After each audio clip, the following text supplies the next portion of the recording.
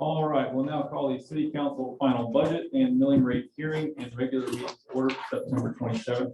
PM with regards to the invocation and pledge of allegiance. Invocation be given by Councilwoman Shirley Johnson. Bow with me, please. Heavenly Father, as has already been said and established, Father, we come before you, before your throne of grace, asking that you will be with us, Father God, and guide us through our meeting tonight. Father, be with the city of Lincoln Park, the county of Highlands, the state of Florida, Father, and the United States of America. Father, we thank you for your mercy and your goodness, and we thank you, Father God, that with you and believing in you, Father God, we will not be divided, but we will come together, Father God. Thank you for your love, and thank you for all the people that are here tonight. Bless them, each and every one of them, and their families and the needs that they have. In the mighty name of Jesus, amen. Amen. Allegiance to the flag of the United States of America. But I was swiping around. A bunch of people are listening, at least listening to it. Because I thought I had to put like. So we have them muted now. Yes, sir. Thank you very much. Madam Clerk, would you please call the roll? Councilmember Gray. Here. Councilmember Johnson. Here. Councilmember Sutherland. Here. Deputy Mayor Bernard. Here. Mayor Anderson. Here. First up, we have Galen Thomas with the Halloween parade and city road closure request. Motion to approve. Thank you for letting me come tonight. We at Harlan Cultural Alliance, we are working with the library and the historic museum to make more community events. And one of the ideas that came out of our focus groups was to have a costume parade on Museum Ave rather than like the old fashioned ones all up and down Main Street. We will have themed activities all through the 3 different places. HCA has put out a call for submissions for short films, G-rated, but Halloween themed, to be shown that night. So that's one thing that we'll be doing in the museum. The Depot Museum is creating a haunted train car. The library is providing a craft.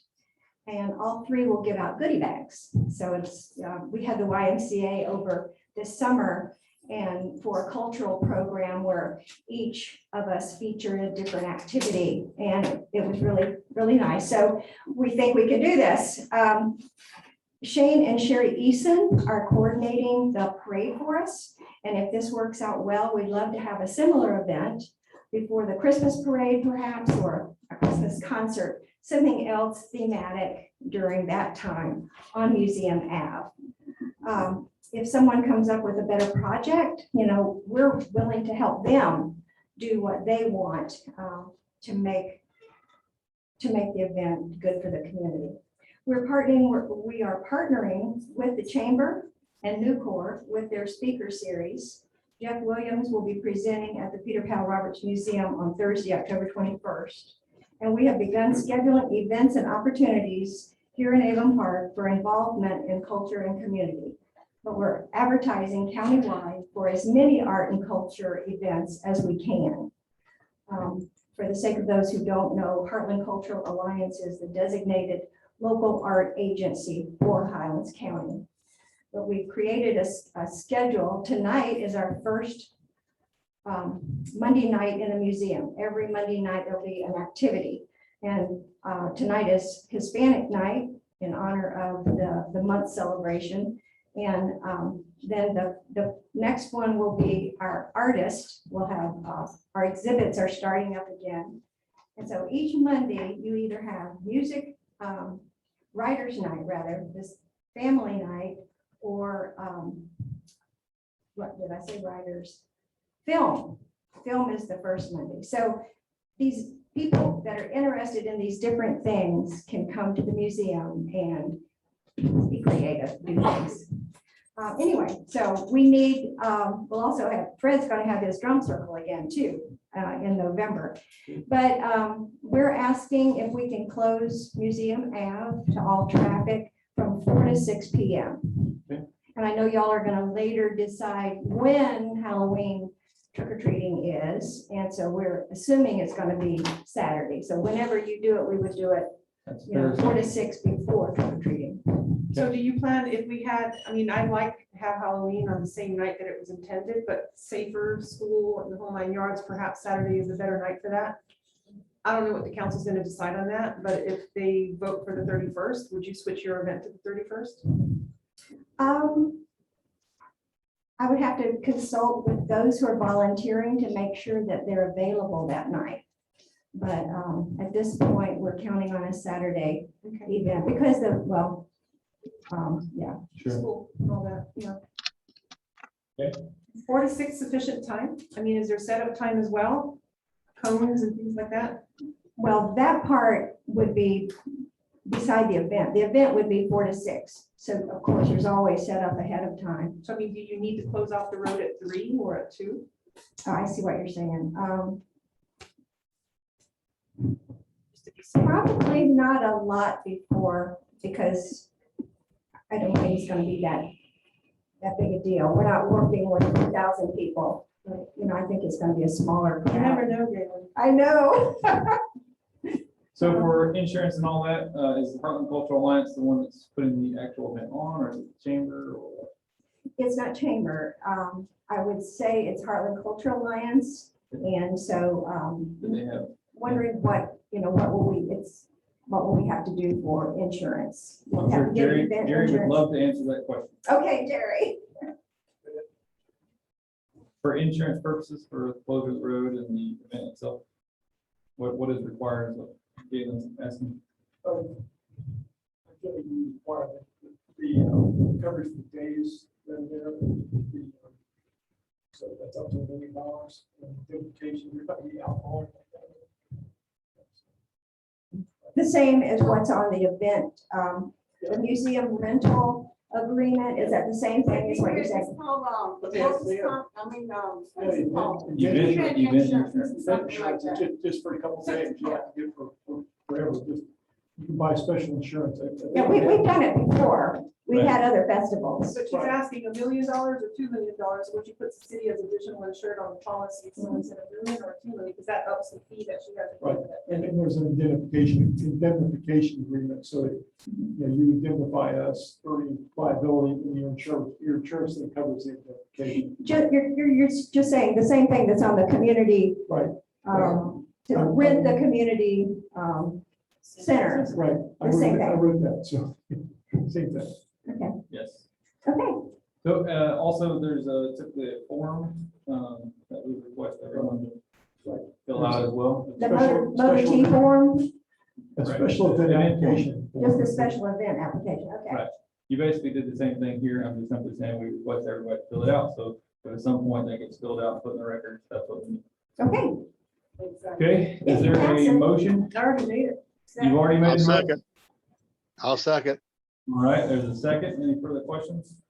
Yes, Ms. Galen, yes. with this having to have your application, you're gonna be getting that in a couple of days because Halloween is.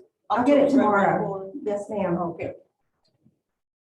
And I just want to make a comment on Galen. She attends all the TDC meetings down in the county at the crack of dawn. Only one from Avon Park that shows up other than the TDC board member from this council. And I just really want to thank her for that because she really represents Avon Park It's well. always worked out. As well as umpteen dozen years on CRA. Yes, and chair of the CRA advisory board. Yeah, all of that. It's always Very worked out, kind. so. Thank you, Galen. All right, so we have a motion and a second. Any further questions? Seeing none, we'll call the roll.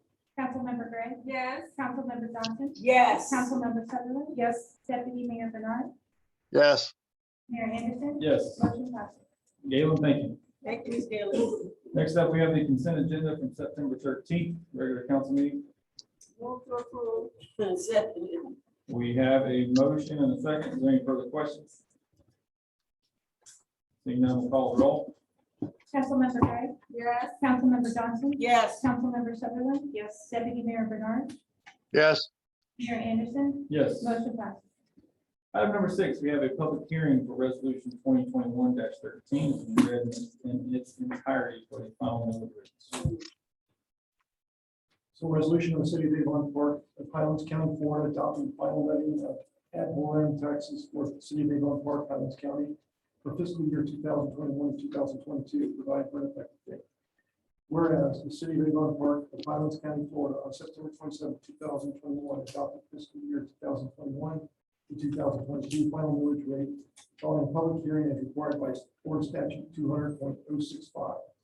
Whereas the city of Avon Park of Highlands County, Florida, held a public hearing as required by Florida statute 200.065, and whereas the gross taxable value for operating purposes not exempt from taxation within Highlands County has been certified by the property appraiser, county property appraiser to the city of Avon Park as $333,749,412. Now therefore be it resolved by the city of Avon Park, Highlands County, Florida, that fiscal year 2021 to 2022 final operating millage is 2.24 mils, which is greater than the rollback rate of 0.9898 mils by 126.31%.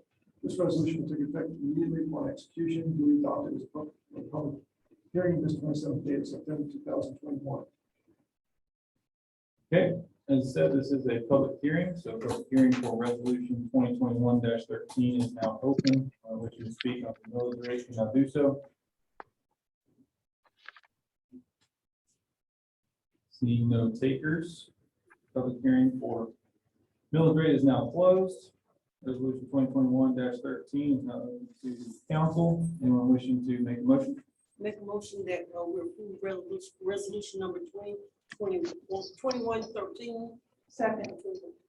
We have a motion and a second. Any further questions? Seeing none, we'll call the roll. Councilmember Gray, Yes. Councilmember Johnson, Yes. Councilmember Sutherland, Yes. Deputy Mayor Bernard, yes, Mayor Anderson. Yes. Motion passed. Item number 7, we have public hearing for resolution 2021-14. So we setting the final budget fiscal year 2021-2022. The resolution of the city of Avon Park, Highlands County, Florida, adopting final budget for fiscal year 2021, 2022, providing for effective date. Public hearing for resolution 21-14 is now open. Anyone wishing to speak on the budget can now do so. Seeing no hands, we will now close the public hearing. Resolution 21-14 is now open for motion. Make a motion that we, Go ahead. I make a motion that we approve resolution number 2114. Second. We have a motion second. Yeah, Melody wants to. I just wanted to make you aware that the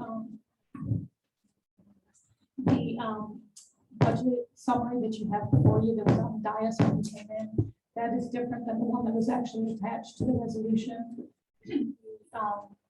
Garbage truck for 300,000 was approved by council, but not added in the budget summary, so that's the only change. I just wanted to make you aware of that. Okay. Any questions? Seeing none, we will call a roll. Councilmember Gray. Yes. Councilmember Johnson, Yes. Councilmember Sutherland, Yes. Deputy Mayor Bernard, yes, Mayor Anderson, Yes. motion passed. Thank you. Item number 8 is to be public hearing for ordinance 11-2021. Ordinance of the city of Avon Park, Florida, vacating the Planet Alley right-of-way line between lot 3 and lot 19, lot 7, and Petchels subdivision in the city of Avon Park. According to the plat thereof, as recorded in plat book 3, page 70 of the public records of DeSoto County, Florida, of which Highlands County was formerly a part. And as per the transcript book, page 19, public records of Highlands County, Florida, providing us for a certified copy to be filed with the Highlands County Clerk of the Court. And duly recorded in the county, provide for suitability, provide for content, provide for effective date. We have a representative from CFRPC here with us, Mr. Jeff Schmucker. Would you like to give an overview of this vacation? Yep, thank you, Mayor. We'll get the presentation. Great, next slide, please. Brief overview of this item. This is a request for a vacation of right of way. This is by Mr. Uncle Davis, owns property at 1204. Next slide, please. 1204 and 1213 South Carolina Avenues. As you see in the map here, it's kind of tough to see. It's those two red properties. The request here is to vacate the hatched area in between the two properties, approximately 12 feet by 110 feet. In compliance with city's codes, the applicant has provided all the required documentation for this. This is second reading tonight. That documentation included all public and private utility providers, letters of no objection. This has been reviewed by the city and city attorney. No objections on the city side and staff side. Recommendation. Okay. We'll stand and answer the questions. This is a public hearing, so public hearing for ordinance 11-2021 is now open. Anyone wishing to speak on this vacation of an alley can now do so. Need no hands. Public hearing is now closed. Do we have any questions for Jeff? Just a matter of road as properly noticed to neighbors and newspaper and properly reviewed as to not isolating the properties. Correct. Yes. A motion? Let me just ask a question. Go ahead. I just want to make it clear, looking at the picture there, the vacated property is from Carolina Avenue to. Nothing. It would be west, West of that. terminating at the end of the applicant's. Okay, gotcha. Is there a motion? Yeah, right there.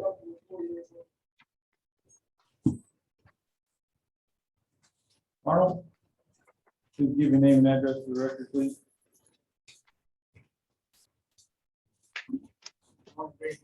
Twelve fourteen South Carolina Avenue, Avon Park, Florida. Yes, sir.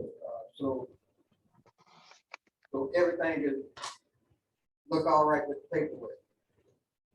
Yes. That's all I want to know. According to the attorney and our planning and zoning guy, yes. Okay, thanks a lot. Mr. Deck, we don't. Any other questions? Kind of related but unrelated, but it's gonna be to Randy Lavelle. Do we have code enforcement violations along that alleyway with the other properties? We had one in that alleyway to the Delaney side, but that violation has been remedied. So what happens if someone wants to vacate behind one of the houses there, but leaves a gap of city right of way in between? How do you fix problems there? That actually aired that same question because I believe somebody else along that way was actually looking at vacating the other side of that property, which I then deferred to Central Florida. And they would have the same right to put in that application for vacation, but I'm guessing that probably would not get approved because now you're basically landlocked. Mr. LaBelle, I couldn't hear you on that end, and I didn't, not saying anything over you, Councilwoman. You saying that it'll lock it in so no one else can do a vacation on that? Well, Mr. Davis's property is to the far, I guess it would be the east portion of that block. So Okay. therefore, I hate to say it, he got there first. So if somebody on the opposite end, the west side, applied for also a vacation, that would go in front of the board. And then you have a decision. Or conversely, they could all get together and do it. at the And they same can all time. get together, do their own, and then everybody would have a piece of each part of that. And they already have a path forward to do that because we've already said we don't have services there, so. That's exactly correct. Okay. Thank you. Hint, hint. So if that were the case, and let's just say they all wanted to do it at the same time, would that be considered one giant vacate or would it be considered five? In other words, 5 fees or just 1 fee? They, in theory, they could. In fact, that was a discussion we had initially.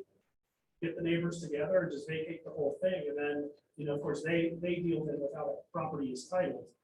In this case, though, there's properties that would be landlocked. So in theory, you could do it, but here we've got several properties that are landlocked. So essentially, you couldn't unless there was an easement for access or something else that's granted as part of that.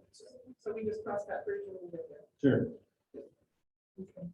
If they want to do it, hopefully they'll be smart and they'll all do it together. Yeah. All right, so was there a motion? I don't know, but I did not hear a motion. I'll make the motion that we approve ordinance 11-2021. I'll second that. We have a motion and a second. Any further questions? Seeing none, call the roll. Councilmember Gray, Yes. Councilmember Johnson, Yes. Councilmember Sutherland, Yes. Deputy Mayor Bernard, yes, Mayor Anderson. Yes. Motion passed. Thank you. This will be a public hearing for ordinance 12-2021, future land use map. Jeff, again, let's see. It's ordinance permitting the future land use map of the city of Avon Park, Florida, amending one parcel of land totaling 2.46 acres located at 920 Lock Street from future land use of low density residential to medium density residential. Transmitting said amendment to the Department of Economic Opportunity for notification purposes only, providing for severability, providing for a conflict, and providing for effective date. Again, Jeff Schmuck with Central Florida Regional Planning Council. This is a second reading tonight for a request by Mr. Rafael Arriaga, requesting to amend the future land use and zoning of 2.46 acres located at 920 Lock Street. The purpose of this request is to assign the future land use and zoning to support future development of duplex units on this site. Next slide. The existing future land use today is low density residential, which permits 6 dwelling units per acre. Next slide. And a consistent zoning of R1 low density residential, which also permits 6 dwelling units per acre. Next slide. The proposed future land use on the property is a medium density residential, which would permit a residential density of up to 16 dwelling units per acre. Next slide. However, the amendment to the zoning is a request for R2 medium density single family attached to duplexes, which would limit the development on the property to a residential density of 8 dwelling units per acre. Next slide. Just to break that down in terms of compatibility with this area, the area is basically surrounded with single family. There are some duplexes on this block and neighboring blocks, as well as some mobile home units to the east. Although the future land use would increase the density on the property, the companion zoning of the R2 would essentially limit that to an increase of a total of 5 dwelling units per acre than what is permitted there today. Next slide, please.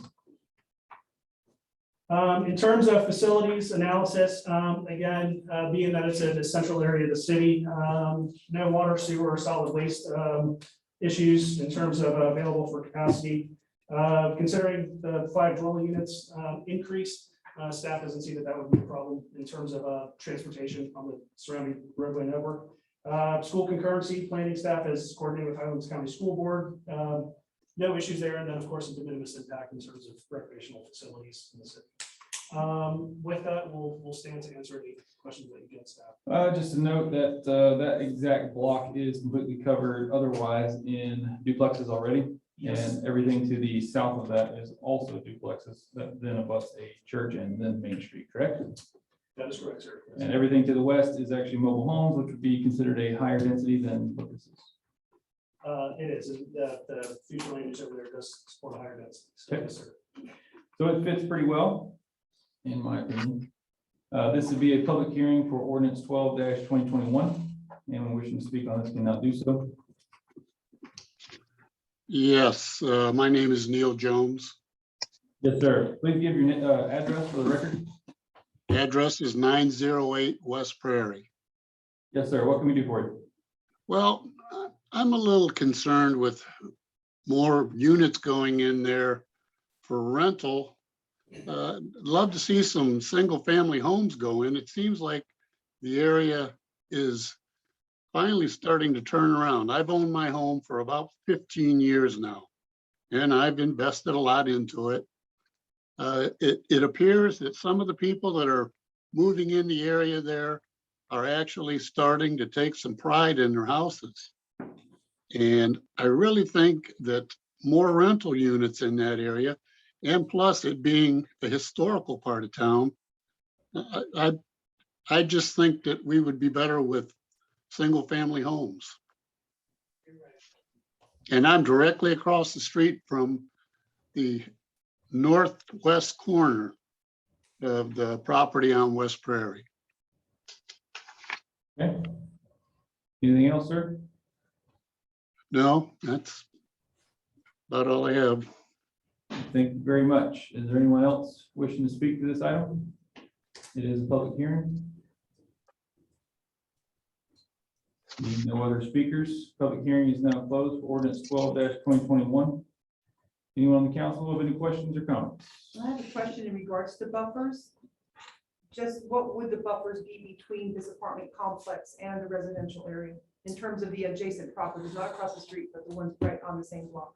Dave, if we go back to that. Any of that aerial, that's probably good. Being that the rest of the block is duplexes, less the portion of the block on the east side that's owned by the church.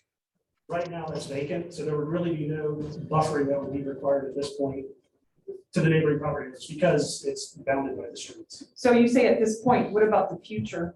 I mean, if, you know, if the houses next door don't want to have that level of density and they wanted to keep where they are, would they be required to have a buffer between this higher density location? I mean, I hear cars parking, people in, you know, coming in and out all at the same time. So there is a level of disruption to the other zoned areas. So there is not a requirement for buffering where you've got a roadway in between your properties. So in this case, where you've got the duplex units, single family is still permitted. So if single family were to come in and they were to subdivide this, and there were some duplexes that would develop right next to them, then there would be a buffer required.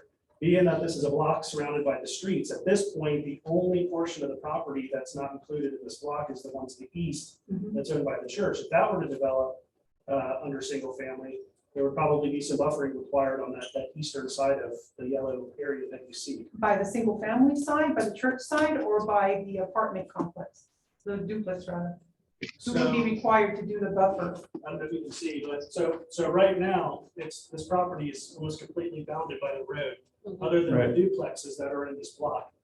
No buffering would be required between duplex to duplex. No, that's not what I'm talking about. I'm talking about the easternmost property, the one owned by the church. And let's just say they sell it and they want to do single family homes. At that point, who would be required to do a buffer? Would it be the single family homes or would it be the duplex? At this point, because it's vacant, There's it wouldn't require any buffer to go. No, so if somebody did come into the single family in the future, they could put a buffer and they wouldn't be required. The duplex owner, if they've already built out, wouldn't be required to put a buffer at that point. If there would have been a home there, what would the buffer have been? We'd have to look at the code. It probably what the city calls like a type A, it's a minimum of maybe 10 feet with some trees and a number of shrubs. Gotcha. Okay. That sheet that I handed you that had the error on it, which one does this apply to? That's what I'm coming up with a compliment. Okay. Any further questions? I don't have any questions, but just a comment. I mean, if in the future we have this similar type of situation, does it lessen the value of the property of the, let's just say it was a private lot that was next to this, where instead of the church, it would be a burden expense to anyone wanting to build a house there because there's no buffer. Would it ever be considered that in the LDR, if you're going to build something like that, that you do have to have a buffer next to an empty lot like that? That is. It could be, and I know we do in the code have a section on adjacent zoned property that's vacant, but in this case, we can go back and look at it, but in this case, being that it is vacant, and it has the low density residential, I know it'll maintain its R1. I don't know that in of itself would require the buffer at this point, being that it's still vacant. So I fully understand what you're saying for protection in the future. If somebody does come in to build a single family home on that property, I guess it's one of the cases of, first in, first right situation. In this case, that property is vacant. And so, Yeah, if someone wants to build a single family home right next to a duplex, I think they know exactly what they're in for. Yeah, that's what I'm asking. Yeah. I mean, just, would But, you want to consider? I mean, that? from an argument standpoint, a duplex zone property is worth more than a single family home. 9 times out of 10 per square foot. I mean, it's a higher zoning, so of course it's So a higher intensity use, which typically carries a higher price. it's crazy. Right. Councilman Sullivan, in an extreme example, I guess you could say a property that was abutting a commercial property. The first, right, would you get the single family person or the commercial, then put a buffer just by this. It's totally understandable. Yeah. At the end of the day, we are housing development shy right now, and we need more housing units. Every study that we've had in Adams County has proven that. So we need to be more encouraging of higher development, not less.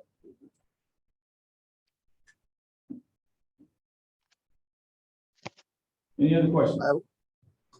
I have one question. What was the total amount of units that they plan on putting in that property?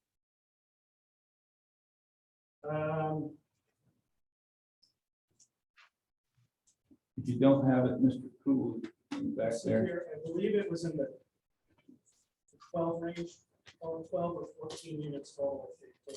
Six or seven. The limit was 16 total, but eight doors. That's the limit. Be 16 total dwelling units, 8 buildings. Yeah, I think to keep it, if we go one more slide, it's just to keep in mind, I mean, essentially, we're approving the maximum here. Right. Regardless of what, I mean, we don't know if this will be shovel ready tomorrow, or Sure. ready to develop, or maybe something doesn't happen for like 5 years. but Right. it would be an increase of 5 dwelling, so it would be a total of potentially 19. So, Okay. Did this go right P and Z? yes, All right. Is there a motion? We approve ordinance number 12, 2021. Second. There's a motion and a second. Any further questions? You know, we'll call the roll. Councilmember Gray, Yes. Councilmember Johnson, Yes. Councilmember Sutherland, Yes. Deputy Mayor Bernard, Yes, Mayor Anderson, Yes. motion passes. Thank you. In conjunction with this, the ordinance 13-2021. Ordinance amending the official zoning map, City of Avon Park, Florida. Limiting one parcel of land totaling 2.46 acres located at 920 Lock Street from the zoning of R1 low density residential to R2 medium density residential. Single family attached and duplex, provide for severability, provide for conflict, provide for effective date. Yep. this would be the companion rezoning, so the future land use that was just approved, going from the low density to the medium density. This would be the R2 zoning to permit the duplexes on the property system. Okay. Any questions? Seeing no call, or excuse me, is there a motion? Move to approve ordinance 13, 2021. We have a motion. Is there a second? Second. We have a motion and a second. Any further questions? Seeing no, we'll call the roll. Councilmember Gray, Yes. Councilmember Johnson, Yes. Councilmember Sutherland, Yes. Deputy Mayor Bernard, yes, Mayor Anderson, Yes. motion passes. Next up, we have first reading of ordinance 16-2021. Ordinance amending the official zoning map of the City of Avon Park, Florida.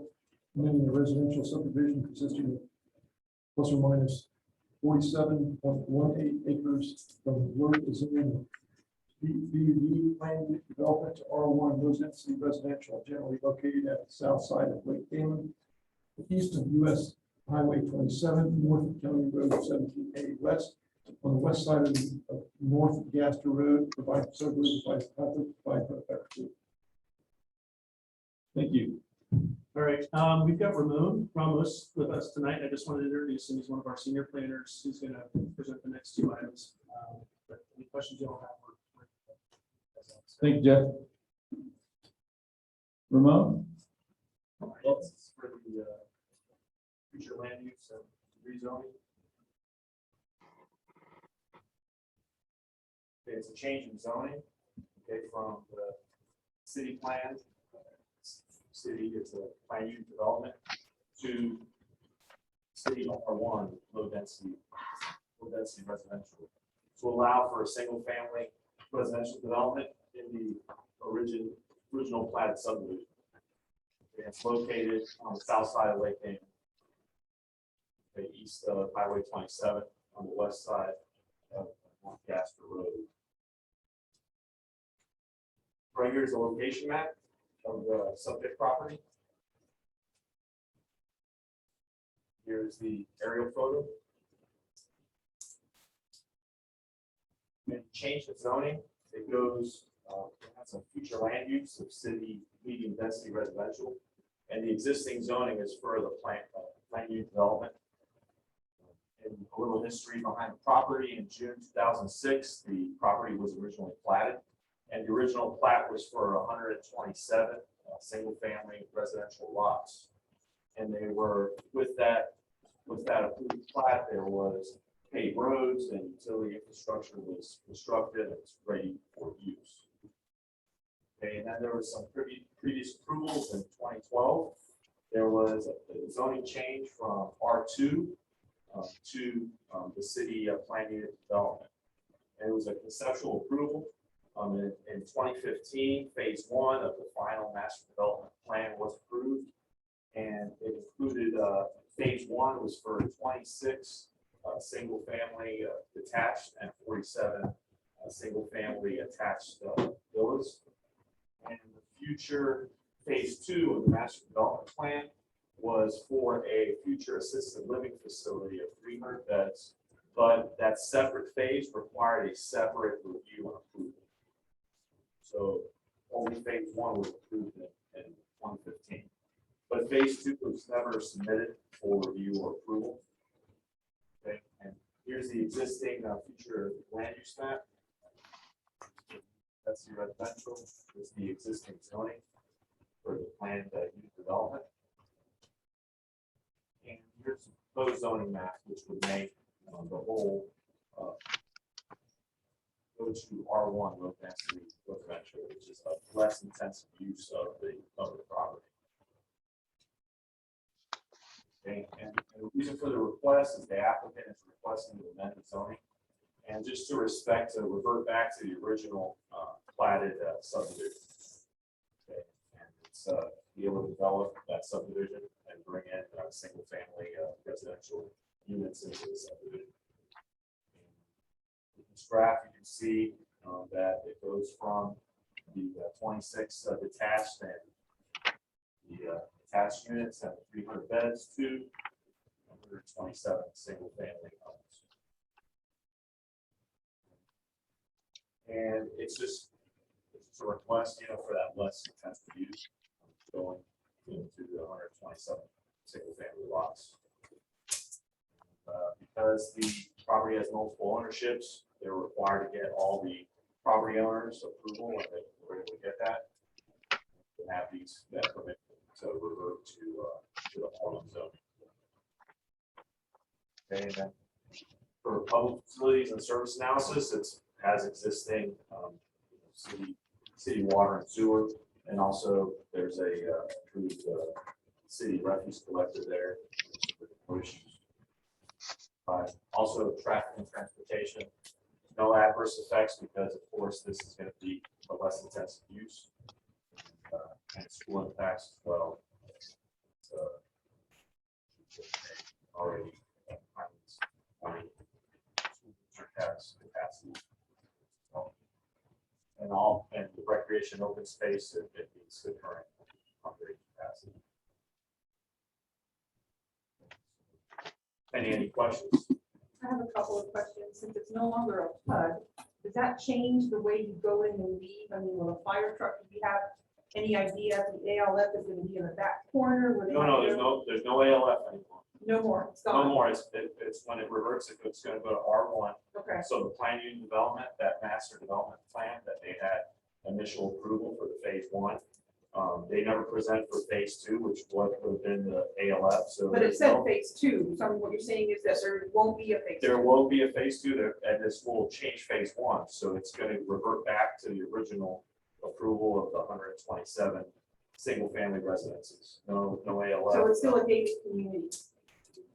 I mean, there's like a gate there right now. So let's say a school bus. Will the school bus be parked to pick up the kids out in front, or can they go inside?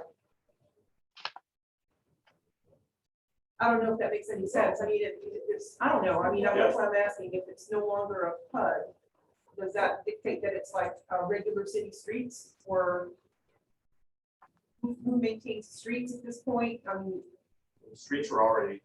I know they're there, but I mean, we don't maintain them. They belong to the development, right? So what happens to those roads and stuff? Will the city be able, can anyone go there and trick or treat?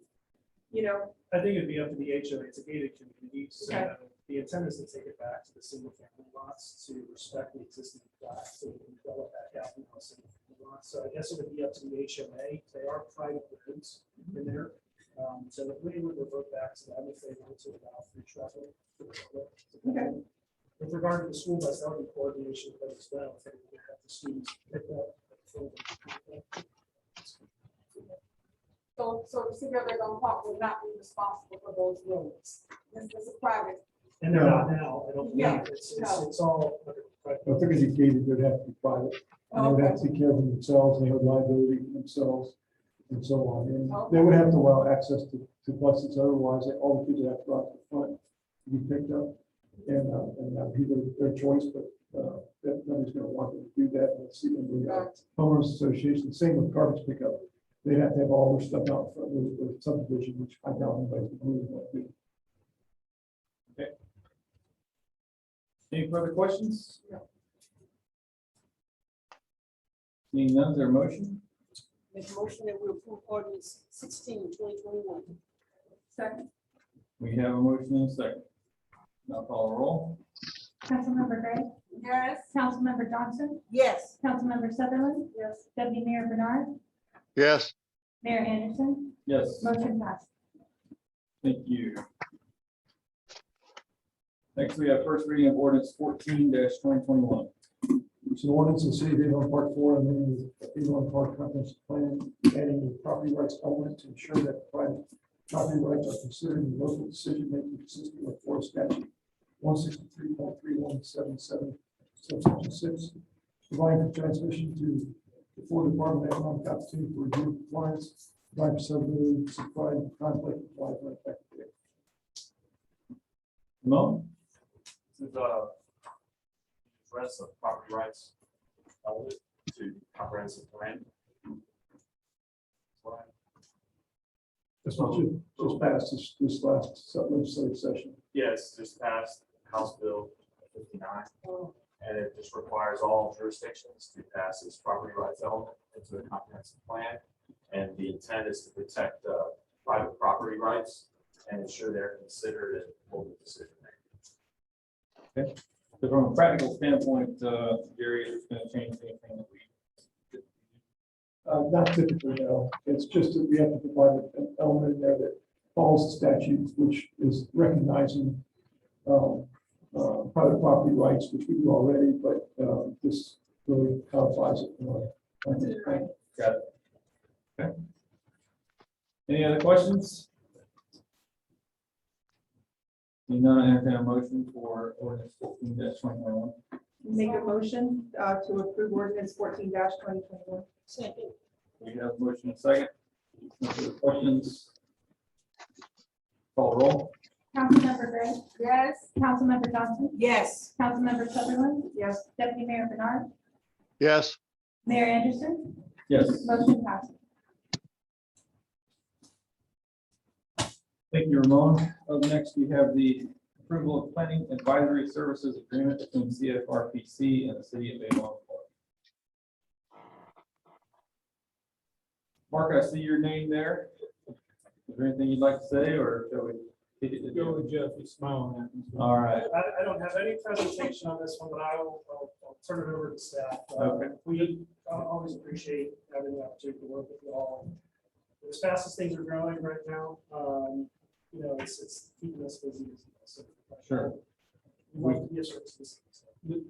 We greatly appreciate your help. And to add to that, this has gone up to $35,000 this year, which we covered with you under budget. It was 25 last year. Okay. Any questions on this? No, I have not reviewed the agreement, but it's typical, the same from last year. And he's indicated it is. So I did want to make sure it had the required statutory provision there about performance metrics and so on. We could always approve pending your review. You know what I'm gonna ask? It's up to you. Can you explain if you're reading my mind? The increase. Uh-huh. So as the regional planning council, we have increased across the board this fiscal year. Things are, as you know, they are as busy as ever. Trying to find staffing for that, trying to make sure that we're on top of the things that we need to do for all of our local governments in the region, but city of Avon Park as well. That's been kind of a standard across the board for regional planning council. So are you all still the planners for the other cities and the county as well? We do serve for Hardy County as in terms of our assistance with planning, but local governments, not all of them. Not all of them. But I mean, but the compatibility is there if you needed to work with the county and the city and all that with annexations and stuff, right? Not always. So from the standpoint of the Regional Planning Council, we're here for all 5 counties, all 25 local governments within that. Our PAS agreements are not with all of those cities, but we are always here to assist them as they do the Regional Planning Council. I would just ask that in the future, I mean, I'm all for the agreement. I just like a little more proaction in terms of, you know, when you see, for example, a building on Highway 27 that has no prettiness to it and it looks like a barn, that we change our codes preemptively so that we can have it look more like a business rather than an industrial area. But those are just the little things that I think that our codes need to change so that we look prettier, more attractive, I guess, what I'm trying to say, and, you know, warrants additional businesses wanting to move here when we have a little bit better design. Yeah, and we can work with the city's planning and zoning board on that and staff, and I think almost routinely code enforcement and we have conversations about things that we know that we see are trending, variances, things, you know, other things that are occurring as well that, you know, require us to come and present. Bring them that to the here, board. yeah. So, Thank you. Okay. Is there a motion? I'll make a motion that we approve the contract between the planning advisory services between the city and the Central Florida Regional Planning Council. Second. We have a motion and a second. Is there further questions? I have one question, please. Go ahead. Are these what is considered the hurricane-proof windows? Hurricane resistant? We're talking about Central Florida Regional Planning right now. You thought the Central Florida. Window. That's coming up later, Jim. Okay, sorry. Almost. All right, are there any further questions? Seeing none, we'll call the roll. Councilmember Gray, Yes. Councilmember Johnson, Yes. Councilmember Sutherland, Yes. Deputy Mayor Bernard, Yes, Mayor Anderson. Yes. Motion passes. Thank you. Thank you. Next up, we have first reading for ordinance 15-2021, scooter mobility. Lawrence, the city of Avon Park, Florida, providing recitals as to the council intent for amending the city code by adding Article 3, micromobility to Chapter 86. The streets, sidewalks, and other public places provide for definition, applications for approval of micromobility rental program and operating agreement to operate the program, providing for micromobility requirements and regulations for rental program operators and private users, providing for indemnification insurance by program operators, providing for fees, providing for storage in case of emergencies and suspension and revocation of operating approvals, providing for conflicts, providing for codification and repeal of conflicting codes, ordinances, and resolutions, providing for severability, providing an effective date. So the matter in summary, the reason we're doing a second first reading on this is because I took the, as we were sitting there after we did the first one last time, the former mayor's comments, I started thinking about it, and I'm saying, you know, why tweak them later on? Why not just go ahead and add some issues here regarding private usage? And so now we have regulations regarding private usage as well as rental programs. And so I still believe we're gonna have to do some tweaking with this because it's pretty complex regulation, but at least we have private in place so that nobody's gonna be shocked if they go out and buy a scooter and then later on they decide they realize they can't use it in places they thought they could use it. So at least they'll be on notice, because that was the big issue for me. It's not so much that we didn't cover it, but the fact that people might go out and buy one, and later on they'll be upset when we add in those regulations. So this ordinance stands for private use and the rental use as well. Right. The impetus for it, of course, was Bird's request to put them in the city as a rental program, but Yeah. we started thinking about the mayor's comments. I thought that the former mayor's comments, I thought they were well taken, so. Do we have any questions on ordinance 15-2021? Are we gonna have to change any parking spaces anywhere? Are these gonna have to Nothing's be added? required, Yeah. right now, there's very few places that can actually use these. DOT's got to approve it on their right of way and elsewhere, and the sidewalks on Main Street, which are actually owned by DOT.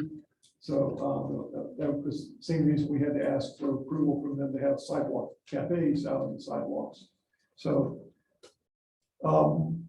we'll work with them on that, as it goes and develop areas that can be used and speed limits and so on. We have a maximum speed limit, which you can reduce the speed limits for areas, that you want to have reduced, like, sidewalk on the main street, in certain areas. It will automatically reduce because of where it's at. The GPS will tell the machine to slow down. So this does not include golf carts. Does not Right. include like golf carts. So at what point do you think we could have golf carts? I don't know if you guys are in favor of that, but I'd love to see at least maybe street legal golf carts. I know those are allowed, but there are other communities with golf carts and they're hugely appreciated. I'd be happy to. I've already done that one time here about 3 years ago. But that was with the golf course community.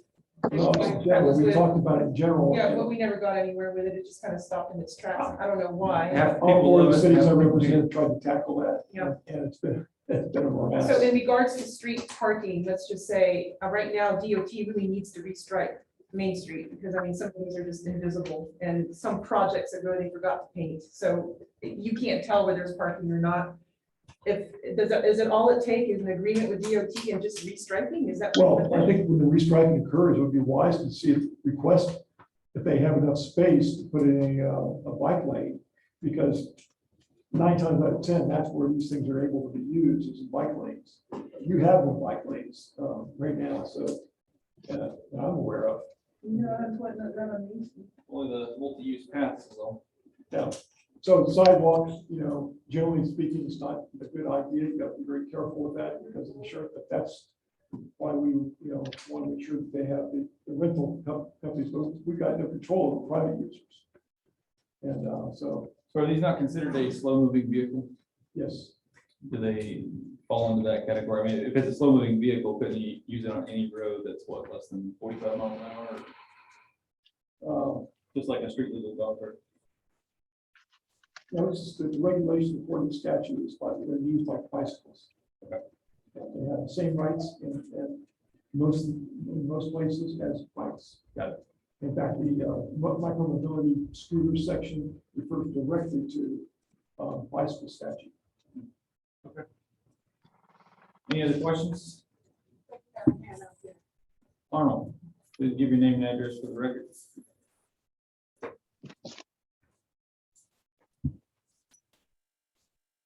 Almost daily, 1214 South Carolina Avenue. Yes, sir. I hear you talking, but can you make it plain about the golf cart, but people own golf carts and whatnot? And what about the person who use for the locals? Because a lot of people have bought golf carts because the older people find it easier to get around and whatnot. So I just want to know where we are with that. This Well, is this- not, And so that's different than this. For some reason, the legislature said these scooters and these micro mobility circumstances, they can use them wherever they want unless the city says otherwise. And so now we're saying otherwise, okay? We're saying we're gonna regulate that. Some cities prohibit them altogether. As golf carts, it's the opposite way. They're prohibited everywhere unless the city does a study and reviews and says, well, we see they can be used in these areas and we'll authorize them to be used in those areas. Then they have to put up signs saying, this is an area, this is a street that can be used for golf carts. The lot associated with that area. But then once we do that, there's not much we can regulate with regard to what's on the golf cart. We can't tell them they have to have safety belts. We can't tell them that they have to have child safety seats. Only thing we can say is, we can add some equipment that they're required to have if the operator is under 16 years old. If they're older than 16 years old, we can't change anything that the statute doesn't provide for. And that's why it didn't pass the last time. So right now, we all right. No. no. Right now, They're prohibited right now. Golf carts are prohibited in the city. unless they're a street legal Yeah, golf cart. unless it's illegal. Yeah, what's street legal? They have as in- they have a license and seatbelts. And you So if mentioned, you got It has to go license. faster. It's good. yeah, you have to go to the DOT office and they have to approve it. Yeah, It's quite a lengthy process. and they're not cheap.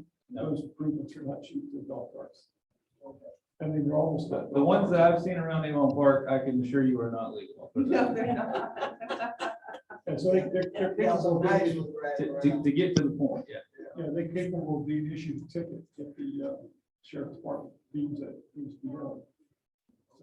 So, that's where we are, but if the council directs us to do it again, we'll look at golf cart approval in the city, and you can make it, like you said, you specify the streets that they're allowed, or areas that they're allowed. But Can the city take a look at that in the future? I would like it, but that's, I'm just one of five, but if there were a lot of people that signed up for that and put a petition out, that might work. Get enough people together. I'm speaking for a lot of people, so. You're speaking for me as well. just bear in mind, of course, you have them, they go pretty slow, and cars Yeah, get behind them, I they mean- get pretty aggravated. And it is an expensive process. It's like you said, you have to put a sign pretty much on every block coming and going. Yeah. And then you can't cross Highway 27. There's certain rules. Okay, It's a big can of worms. okay, so we need to go to DOT. Yes. Okay. For your street legal golf cart. And the only If you want one, to make your golf cart street legal the way it is without a golf cart ordinance, or you Yeah. get a petition, and maybe the council will consider doing a golf cart ordinance. Okay. So make it clear, I wanna make sure, because I know I'm gonna get a million calls afterwards saying, what did they say? So to make it clear, in order for the citizens in Avon Park to ride their golf carts, they must go to the DMV. DOT, And get their golf carts street authorized as a slow moving vehicle. as a slow moving vehicle in order to be able to ride your golf carts in the city limits of Avon Park And be insured. and be in street. So you know more about that than I do. I just know the golf carts are not street legal, and you must be making so. Okay. Good enough. Thank you. So for the future, any other questions? All right, so back to the ordinance 15-2021. Did we have a motion? I'll make a motion that we approve the first reading ordinance 15-2021. I'll second that. We have a motion and a second. Is there I'm any sorry, was further- that 15 or 16? 15-2021. Yes. Do you have public comment? Yes, ma'am. Please give your name and address for the record. My name is Lucy Banks. I live at 310 Benedict Street, Avon Park. Yes, ma'am. Okay, could you tell me the difference between a golf cart and a carry-out cart? Nothing. Nothing's different. One's a lifter and one's just a, Doesn't make a difference. okay, thank you. Type of golf cart. A golf cart that carries things. All right, so we have a motion and a second. Any further questions? Seeing none, we'll call the roll. Councilmember Gray, Yes. Councilmember Johnson, Yes. Councilmember Sutherland, Yes. Deputy Mayor Bernard, yes, Mayor Anderson, Yes. motion passes. Item number 14 is to be resolution 2021-11. David? These are items that I submitted to the council to change and update the policy, rules, regulations, manual. Quite a long list of editorials that needed to be accomplished. This was all run through Brian Koji, the labor attorney for the city. And it's all been approved. I just have one question. Go ahead. On the new hire, when you, I know we're taking out the part, say each newly employee will receive a written copy of the policies and procedures. Is that, are those, we won't give them a written copy. Is there a place they can go to and review the policies and procedures? Yes, and the city manager and I have discussed that, and we will make sure that each of the supervisors have a printed copy update, and that'll also be part of the handout during employee orientation. When I give that to them, as to exactly where they can get that in the human resource tab for the city. Are they gonna have to initial that they are aware of that, or sign off that we've had it? Or That they've given the sheet, and it'll Yeah, or just the probably a little opportunity be to look. quarter sheet of paper that says, here's the address for the city. So. I have a question regarding background information. There's no page, but it's regarding the health insurance and life insurance. Correct. So what is a regular employee versus a department head? And how does a department head become a department head if they're interim? do they get the regular employee insurance? Or they adjust it to department head while they're interim, and do they go back to regular employee when they're no longer interim? How does it work that? Okay, well, a regular employee is any full-time employee of the city. So their position, if they were a regular employee before becoming an interim, they're still a regular employee. That transfer of title doesn't have any effect on their life insurance. They would still be covered under their original full-time, basically, position that they were hired for, And unless accruals- that, the accruals remain the same as a regular as well. correct, unless that interim position was made full-time, then that would change. But until then, that they hold their original position of assignment. Any other questions? I already asked my questions earlier. So I'm good. Is there a motion? Motion to approve the newly revised and strongly awaited for personnel policy. Second. More specifically, resolution. Resolution. 2021 Yes, we got it. All right, we have a motion and a second. Is there any further questions? Seeing none, we'll call the roll. Councilmember Gray, Yes. Councilmember Johnson, Yes. Councilmember Sutherland. Yes. Deputy Mayor Bernard, Yes, Mayor Anderson. Yes. Motion passed. Item number 15, you have change orders to the U.S. Emerging Technology Standard removal. Rick is here to answer questions if you have any. So are we gonna get reimbursed by a grant?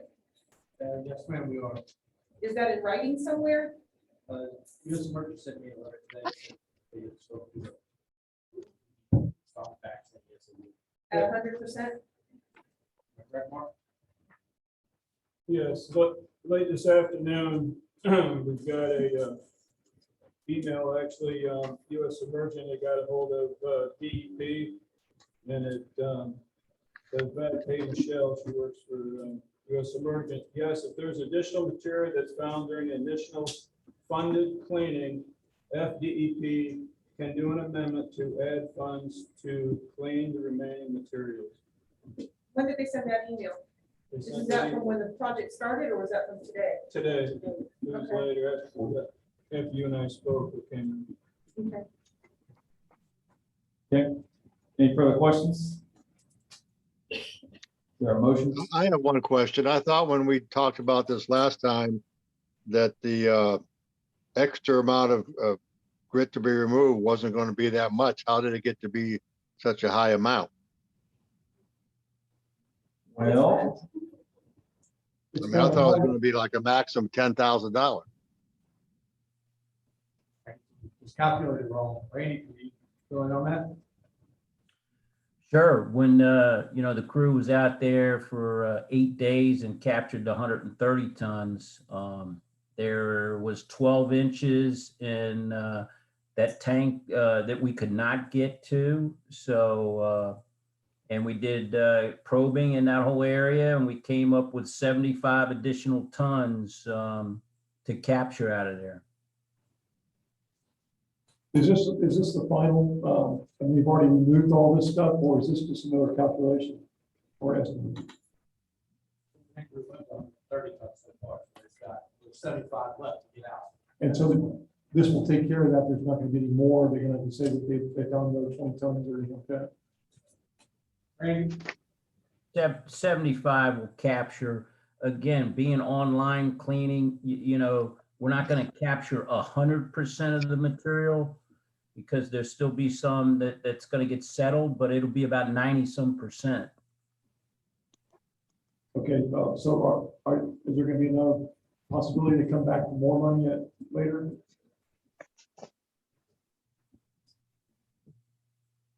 Randy? The 75 tons would, like I said, going to get just about most of it. So you're gonna leave the rest, or is there gonna be more that they remove more, they're gonna bill us some more afterwards that we're gonna come back to pay for? The reason I ask is because of, these grants, if they're not real happy if you come back multiple times for amendments, additions. So if we do one, we need to do one all at one time. So maybe once they're done, they've removed everything that's gonna be removed, maybe that'd be a good time to amend it. I'm just throwing that out there. It may not be an option with the grant because I don't have that, but that would I'm asking, are you gonna leave the rest of it there, or is it gonna be, if they find more, we're gonna be build one, we're gonna have to have no change order? No, we're stopping right there at the 75 tons. Okay. I have a question for Rick.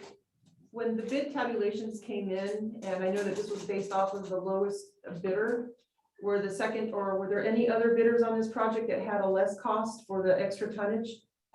That would have made them the lowest bidder had it been known that we would have this extra 75 tons? They're all cost per ton, weren't they? Yeah, but I don't remember what the secondary amount was gonna be after the initial, because I know this one had an initial amount, and then anything beyond that went up in price. The original tonnage per ton was a different price than 647, right? I guess, I really don't know. There's only two bidders. Yeah, I'm just saying, so I don't know what the original tonnage was, what the cost was per ton at first, you know, which was the reason why the bid was awarded. And then the price of the additional tonnage increased per ton for the additional 75 tons. So on the original bids was the first, or the one that didn't get the bid, a higher price for the initial tonnage and a lower price than 647 on the secondary 75 tons? You follow what I'm saying? I mean, with this one, had they found likely another 75 tons? They were the only ones who.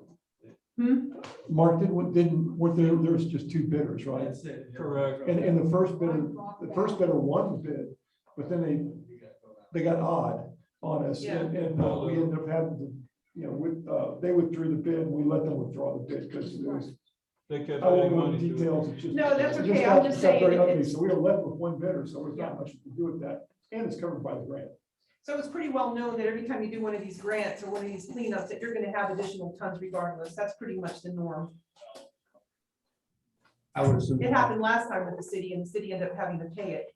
So I'm just saying that whenever there is one of these projects, that the amount of tonnage on the initial bid is underwhelmingly lower than what it actually is. So how do you, the next time we do this, which will probably be 5 years from now, gauge the appropriate amount of tonnage?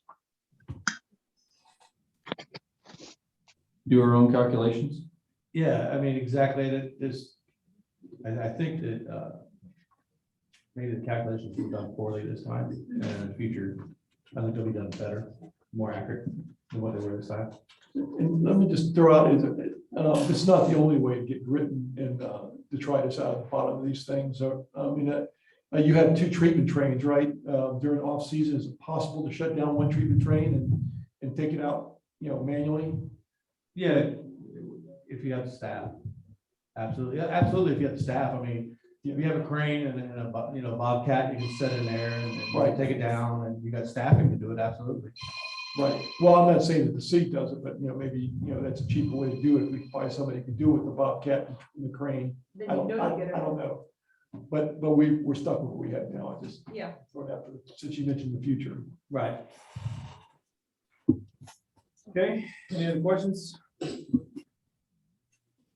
there a motion? I'll make a motion that we approve the change order to US Emergent Technologies for the additional sand and grit removal at $647 per wet ton. Is there a second? Second. We have a motion and a second. Any further questions? Seeing none, we'll call the roll. Councilmember Gray, Yes. Councilmember Johnson, Yes. Councilmember Sutherland, Yes. Deputy Mayor Bernard, Yes, Mayor Anderson, Yes. motion passes. Item number 16, we have the Halloween trick or treat. We need to select the date and time. Now, Ms. Thomas. I'd like to make a comment, Mayor. Go ahead.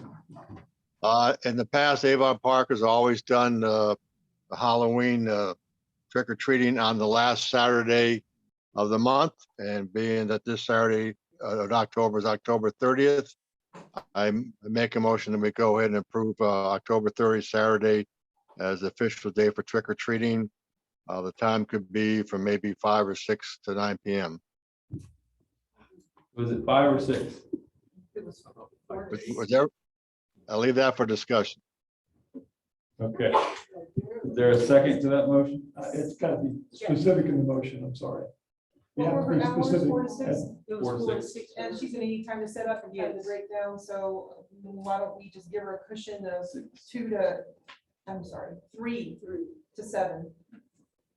This is for the trick or treat Oh, you're talking, well, but there again, I mean, her event is taking place, until 6. yeah, so I mean, So 6. okay. So Jim, did you say 6 to 9? Yes, I did. Okay. So that's the motion. Is there a second? Second. There's a motion and a second. All right, discussion. So let me just ask a question, Mayor, for clarity. Yes, So ma'am. Ms. Thomas's event will be before the trick or treat hour. From Okay. 4 p.m. to 6 p.m. Oh, But then they can go from her event straight to the tree. Right. I'm assuming that's the plan. It sounded as though they were meant to be in conjunction, so. All right, so that's the motion. We had a second, right? yeah. We have a motion and a second. Is there any further questions? Seeing none, we'll call the roll. Councilmember Gray, Yes. Councilmember Johnson. Yes. Councilmember Sutherland, Yes. Deputy Mayor Bernard, Yes, Mayor Anderson. Yes. Motion passes. Item number 17. Essentially selecting Mayor Anderson to serve on the Recreation Parks and Advisory Committee, RPAC. You asked the last time if the park was gonna be termed off. He is. Just for your information, I put in who's on it currently now. You said you'd like to be nominated, so switch up there. I volunteered. It looks to me like there's going to be another spot open as well Yes, for the alternate. correct, Mr. Devlin is termed out, so he can't do it again. Is that right? correct. So are we going to put it out for volunteers or has that only? An alternate, so, yeah, volunteer. Typically Danielle goes. She's She's already, a voting Yeah, I member. mean, but she's on, she's a regular board member, so representation is there, but I think you get 2 votes if the 2 equal partners go. right, So it's nice to have an alternate. sure. Maybe Charles Devlin will do it. They seem to really enjoy the sports side of things, but they I have to guess volunteer. we'll put it out for volunteers, maybe on the website. Sure. They meet at 3 o'clock on the 3rd Thursday of, I think, quarterly or something like that, Sounds good. down in Sebring. Okay. So is there anyone wanting to make that motion? I make a motion that we nominate Mayor Anderson to serve as a voting member on the RPAC board. And second, that's it. go ahead. We have a motion and a second. Further questions? Seeing none, we'll call the roll. Councilmember Gray, Yes. Councilmember Johnson. Yes. Councilmember Sutherland, Yes. Deputy Mayor Bernard, Yes, Mayor Anderson. Yes. Motion passes.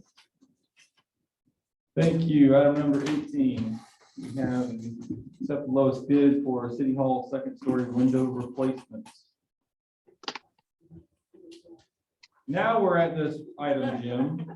okay. The question I had previously is, are these windows what are considered hurricane resistant? So, as far as I I know, didn't see- no. As far as I know, no, because we took that out from the last bid after talking to our insurance company, our carrier, they said it didn't matter whether they had a hurricane or not. And obviously the hurricane was more money. Yeah. They are low E windows. And just so, well, one council member probably doesn't know, but this is the 3rd time we've been out to bid. First time we got one for almost 83,000, and the day after the bid came in, the bidder called me up and asked me what story it was on and how many windows it was. So, and the second time we put out, we received none, so Central Florida was our only one this time. And we're getting close to the point, if we don't get this done, this windows are gonna fall out. Is this coming out of this current fiscal year or next? Well, we're gonna have to move, we're gonna ask to move this money into next year, because the other 100,000 we have for next fiscal year is for the roof. But I mean, you can obligate it now, can't you? Because the next year you're gonna have to replace other windows in the roof. No, just the roof, the other Just the window. roof? Yeah, correct. I'm all for it. I think City Hall needs to be taken care of. We agree.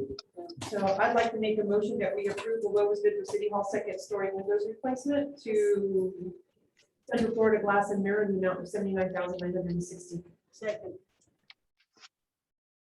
We have a motion and a second. Is there any further questions?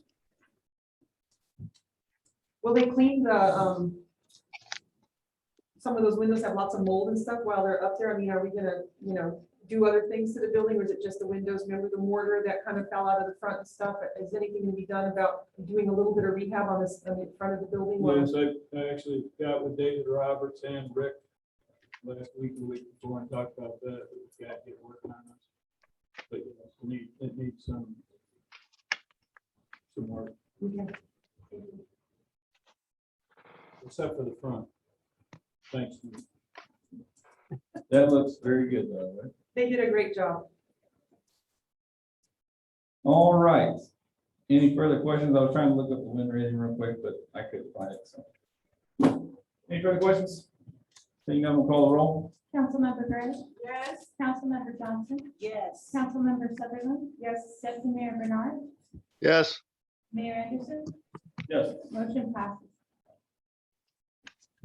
Up next, we have item number 19, speak to low bidder for construction of new headworks at WWCP. Rick? I believe you have a couple engineers with you and yourself answering questions on this project. Yeah, I have one here. You can get them to a microphone perhaps. John Peterson. Okay. Also have Cameron. Jason Taldro. Okay. All right, do we have questions for them on the headworks? I called, I had called Mark earlier today, but I couldn't get in touch with him. I received a call, I called Rick. Yes, sir, you did. Yeah, and I'm not an expert in this thing, matter of fact, I don't even know how to present it, but I received a call from a concerned citizen and with some questions that I could not answer. I don't know if the person is on the, I don't see his name up there, but I let Rick listen to the questions that he had. And I think one of the questions was concerning this, is this purchase necessary? Is this purchase of the new headworks needed at this time? And Rick said that he would have the engineers here to explain to us and what's the benefits that purchasing or replacing these heads will do for the city of Avon Park. And I think the last concern was the cost, that is there additional cost that would be bared upon the citizens of Avon Park in the future. Did I get it already? Yeah, a couple of notes with that, if you will, and back up a little bit and talk about the fact of our permit, our current status with our permit and kind of what got this headwork program started.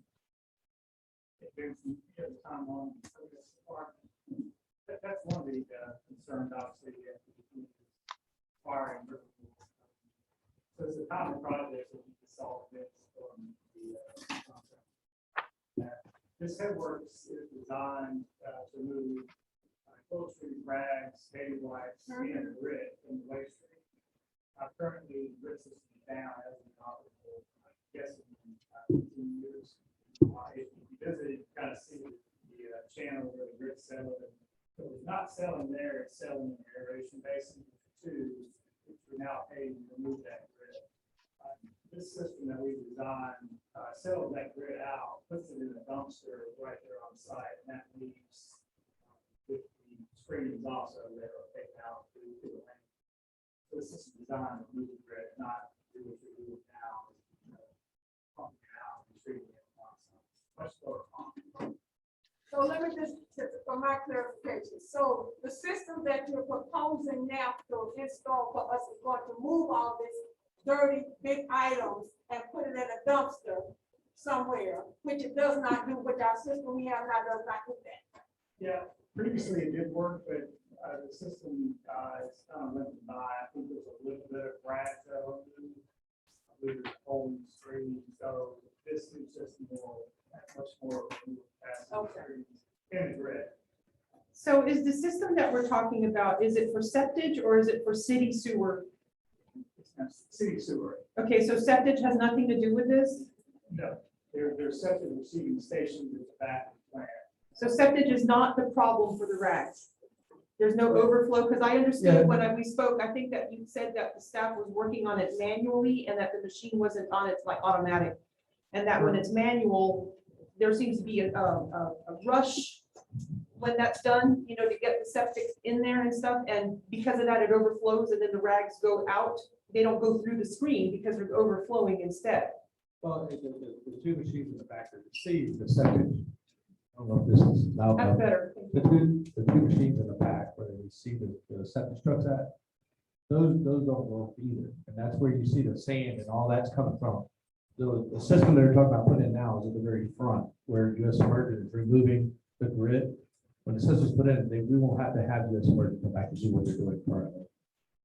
So this is for the front of the plant. The back of the plant is where the septic machines come in. So the rags from the back to the digester to the press will still remain doing what they're doing now because those machines do not work. So is there going to be additional infrastructure needs after this is done? I would say definitely. I'm sorry? I would say yes. And then what is that going to cost? I mean, this is right here, just under, well, 895,000. You know, what is the next thing going to cost? I guess what I'm getting at is this, it's a multi-pronged question, so just bear with me. Has septic had any effect whatsoever on this? On the sand, I mean, on the streams? On the ditches and the clarifiers? No, that's the headworks we're replacing right now. When we went down for 2 weeks, that was because the rags had got so bad in there that it had bound up the clarifier and blew the side of the gearbox out. Okay, so if septic has no effect on it, has our septic receiving changed? Are we making less money off of that? Because the goal was to make money off of septic. Have we cut back on the earnings on that? No, we have not. So we're making as much now as we did 5 years ago on septic. I would have to go back and look at it. Since I've been here, since we're receiving the same amount of trucks on a daily basis at this time. You're talking about the net from the expenses associated. Well, with it. yeah, but I mean, if we had a revenue stream, so I mean, is the revenue basically the same, or are we spending more on cleanup, or, you know, No, we're is our spending more. receiving of We're septic spending more on changed? cleanup. Is the money changed? That's what we're talking about, I guess, is a net, because, I mean, obviously septic has issues with private oxygenation, keeping it aerobic. Yeah. And has. Well, we've had to replace a lot of components and because of the pumps are getting bound up with the rags from the septic machine, septic trucks coming in there. And then it causes the press not to work right. And then when the press doesn't work right, the polymer overruns and makes a wreck. And then we're out there cleaning everything up because when it's not being pre-treated before it comes into our plant, like the headworks we're putting in now, if we had one of those back there, similar, not the same thing, it would do the same thing that this is doing and stop the rags from going into the pumps and everything else causing the high maintenance and the breakdowns, the issues that we're currently having. It takes time away from the sex drivers to come here that we go down from. But, the belt presses, would you even have those if you weren't accepting septic? Or would you use those for sludge still? Yeah, we would still have the waste, we would have to, but we could get by with one. We wouldn't need to. So just to back up something that hasn't been touched on, the permit status. So if somebody could address kind of what the urgency for getting this done is. So I think originally what Josh Peterson mentioned is that, I mean, he briefly touched on it, but the permit was renewed this year for the wastewater treatment plant. And as part of that, DP wanted to see that the headworks equipment was going to be replaced. So that the replacement of the headworks structure is included in the city's permit currently. And as you see in some of the correspondence with DP, it was mentioned that it is expected for the headworks equipment to be replaced by the end of next year. And because it originally got brought up from a inspection report, right, Rick? From DP did an inspection report, they realized the headworks equipment was not removing any grid. So then they said this needs to be corrected. And that we corrected it by putting it in the new permit renewal, saying that it's going to be replaced this upcoming year. So kind of like made a promise that we're going to do this. Correct, yes. So DEP demanded that you remove grid? Yes, because it was part of the permit currently. I know if you apply and say you're going to do it, they're gonna hold you to it. But did they demand that you remove grid? And so you had to do the application that way. Is that how it happened, or did we just volunteer to do it? No, they came out and wrote us up for it. stating that we needed grit removal, that the grit removal was not working at this time, and nor was the headworks. It's copy it. Fine. And you should see the benefits, right? Because you're paying, let's say $100 some thousand to remove the grid. And now this headworks equipment is expected to remove 90% of the fine grit. Cameron from Huber can probably speak a little more on that, but it's expected to remove 90% of the grit coming in. So Rick, just on a prognosis, we're talking about this expense now, and you said that we're gonna have to make more changes later on because of these changes now. What's that total dollar value of improvements that we're expected to have there? I mean, we talking 4 million? So this headworks isn't causing us to make any other changes. It No, just but simply he said suggested that- that we should make other changes. Yes, that would be on the receiving part of the septic trucks. But there's no, we're not being compelled to make additional changes after this by DEP. No, this is Okay. it, yeah. All right, so I had another question. Because, does the permit require more staff? That's my question. I mean, are we gonna have to have more licensed individuals out You there? know, it's based on the treatment plant itself. It's not based on what equipment you have. It is based on style of treatment and the amount I of flow that understand you that, have. but from our perspective, this is new equipment, which I understand has more moving parts. Are we gonna have more technical skilled individuals to run this, or is it just gonna push a button and they're good to go? You're gonna push the button and walk away. Yeah, it's not, those are not complex. So that's a put in. And there's also a service contract from the equipment manufacturer, a 5-year service contract that they're coming twice a year. And there's already, all the spare parts are already included as well. So how many other treatment facilities have this exact same system? Let's see, Cameron Young, I mean, he's on from Huber. He can maybe hit on that a little bit. It's really, there's an existing equipment that they improved upon. So you can probably say there's not that many out there. There's already one going in Bartow. This is probably the 8th screen that's being purchased. If Cameron wanted to hit. Cameron, do you have anything to add to that? Yeah, sure. This screen and grit removal system is from Huber Technologies. That's a company that's been around for over 100 years. They have thousands of pieces of equipment in service worldwide. They are an innovator in liquid solid separation technology, screen and grit removal systems. So they do come out with newer designs and improvements. The system for Avon Park is an improvement off of a base platform that has thousands of installations. So as far as the screen's concerned, the orientation is different. This allows a higher hydraulic throughput, but all the moving parts are the same as a very tried and true traditional rake screen. And it's with this grit system, the moving components in that, again, are built off of a base platform that has hundreds of installations in the United States. We took the city of Avon Park to see one in the state of Florida. They've added stationary components that allow it to capture finer grit at a higher percentage. But again, for this, so technically, this is a new system from Huber built off of base platforms that have been around for years. All moving components are tried and true. So One of the first ones in the state, this particular one. I mean, I understand the innovation and the technology stuff, but are we the first ones to have this specific equipment?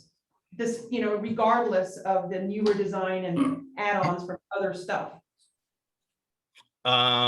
It would be close. There are machines in production, so no, I don't think you would be the first. The screen has been in operation. You won't be the first there.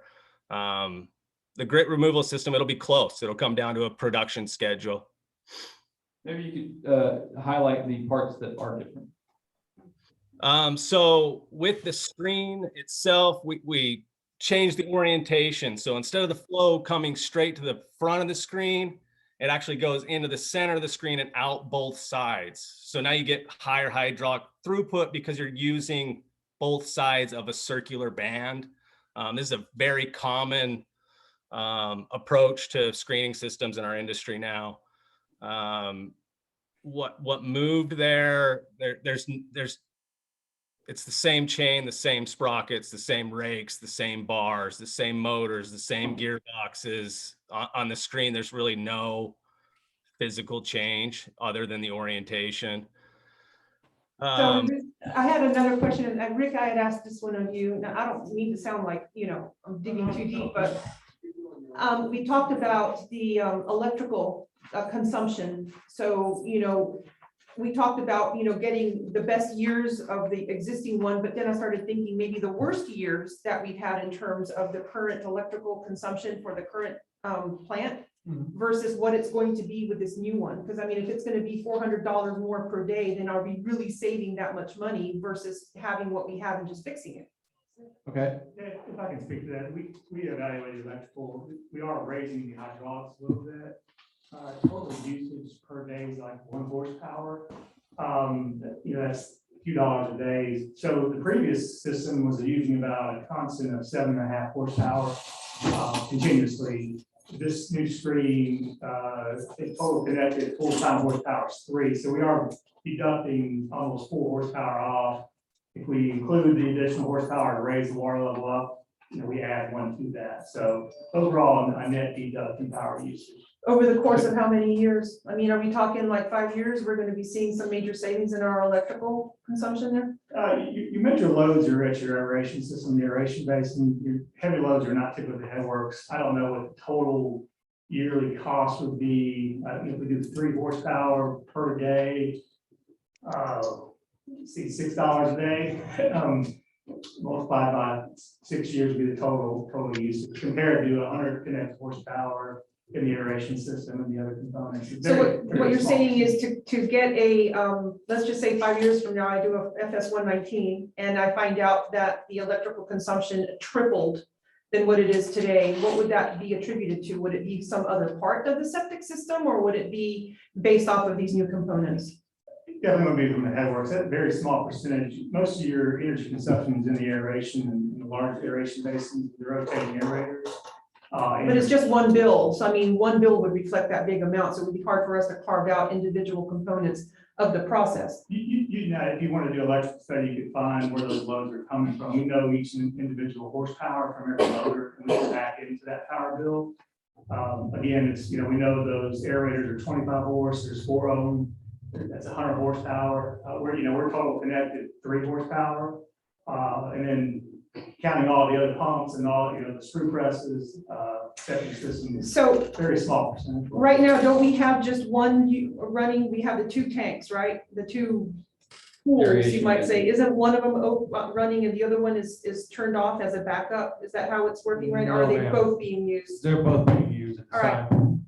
Okay, so when you do it, they're both going to be used as well, or just one because it's going to be more efficient? Oh, he won't be changing his biological process. Okay.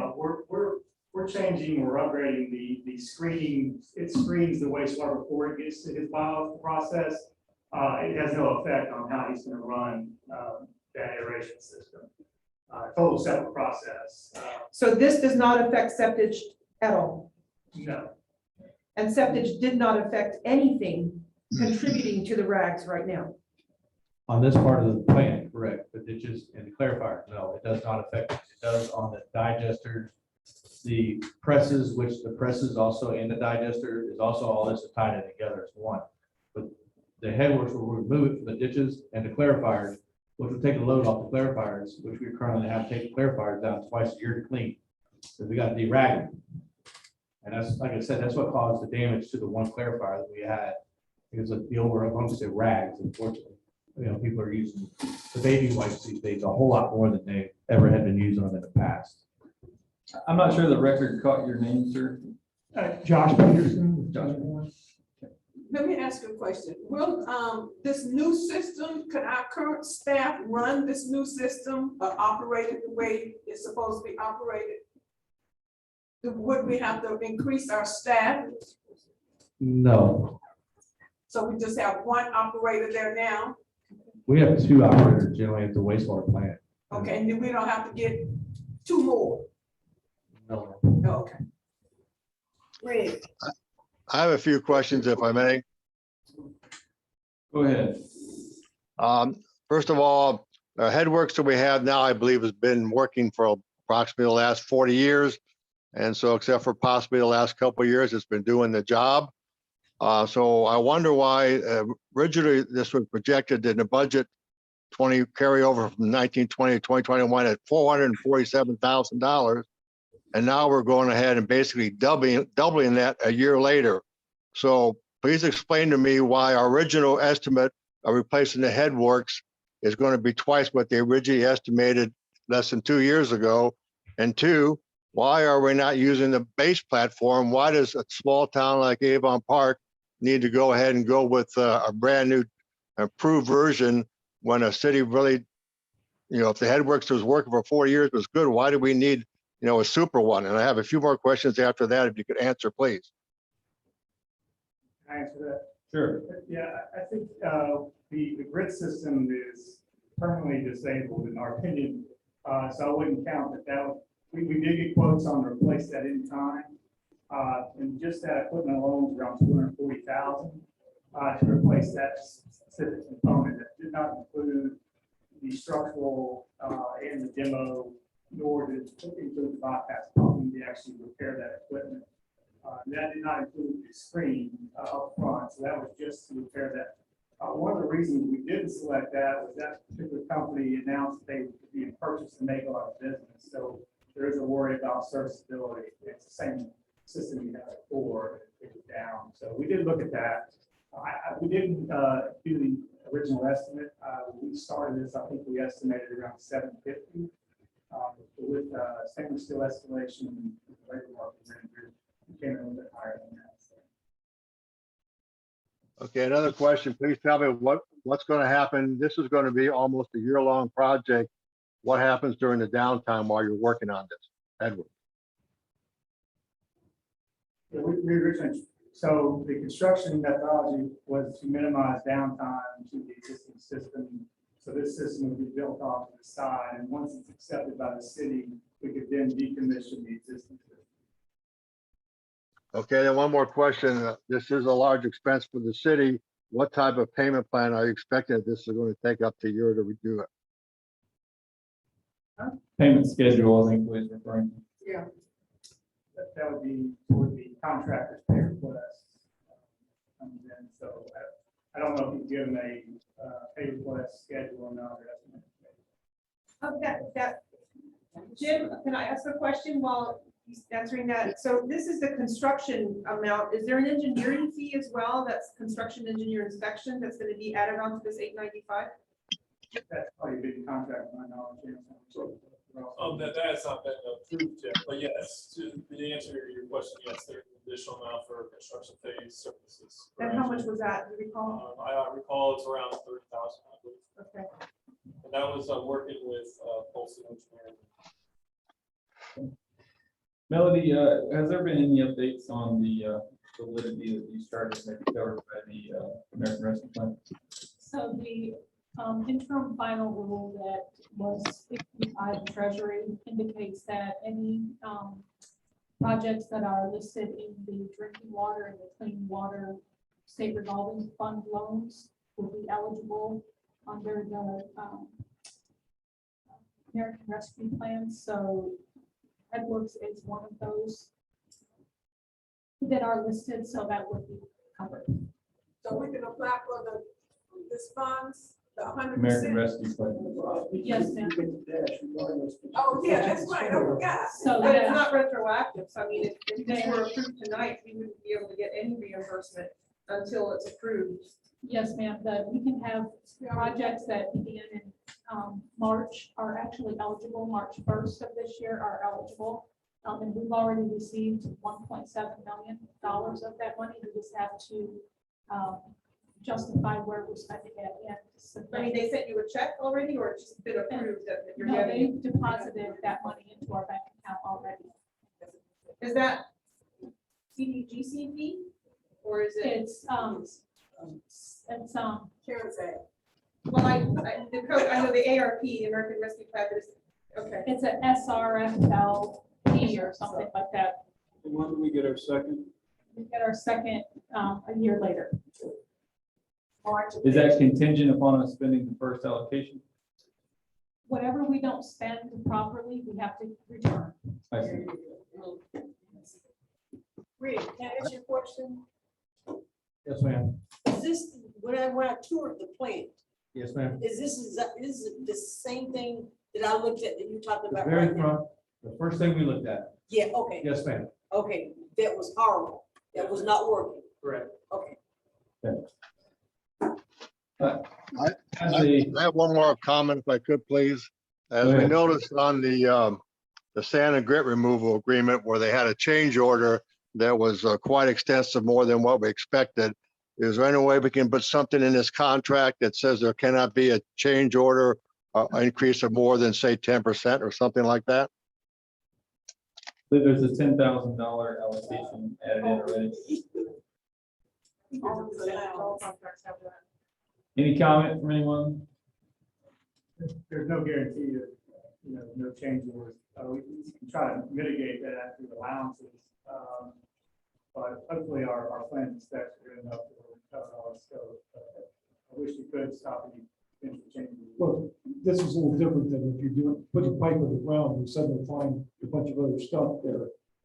They should have gone out to the plant and looked at all the conditions, and it should be pretty accurate as part of their bid. There's not a whole lot of things they can do unless the engineering plans are wrong. Pretty straightforward. It's equipment, concrete piping, so I don't expect much change orders at all. We cover most of the scope that we know of. I would guess it would probably stay below that. And one last question, and this one might be a little hairy, but so Kimley Horn proposed the specifications for this new system that's innovative and all that. How did you know they were innovative if they haven't been used very much? How did you know to use this specific equipment for Avon Park when it's not really all that well used throughout the state? Like Cameron alluded to, we evaluated probably 5 or 6 technologies. Rick and staff visited several plants. This particular unit was under a pilot study as well in Texas. So we weren't blind to what it was doing. We received quotes from all vendors that we reached out to. This happened to be the best value it had. It's the only one with a 5-year warranty as well. And Huber's not new to me when we're born. Neither is all their vendors. We try to use tried true vendors that we know stand by equipment.